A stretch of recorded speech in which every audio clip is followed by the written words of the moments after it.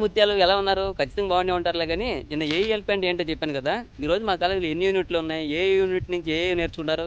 మొత్తం మా కాలేజీలో 5 ఏఈఎల్పీ యూనిట్లు ఉన్నాయన్నమాట. అందుట్లో ఒకటి commercial seed production, commercial horticulture production, mushroom production, vermicompost, vermiculture technology. ఈ 5 యూనిట్‌లో నుంచి ఏమేమి నేర్చుకున్నామో అన్నీ చెప్తాను. జాగ్రత్తగా వినండి. ముందుగా కమర్షియల్ సీడ్ ప్రొడక్షన్ చూసుకున్నట్లయితే విత్తనం వేయటం, కలుపు తీయడం, ఎరువులు వేయటం, వాల్యూ అడిషన్ చేయటం ప్రతి ఒక్కటి ఈ యూనిట్‌లో నేర్చుకుంటారు.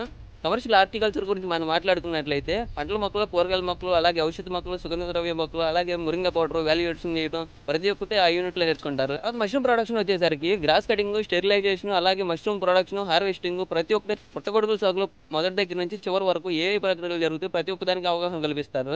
తర్వాత వర్మి కంపోస్ట్ వచ్చేసరికి వానపాములను ఉపయోగించి కంపోస్ట్ ఎలా తయారు చేసుకోవాలి, ఎలా హార్వెస్ట్ చేసుకోవాలి, ఎలా మార్కెట్ చేసుకోవాలి ప్రతి ఒక్కటి వీళ్ళు నేర్చుకుంటారనమాట.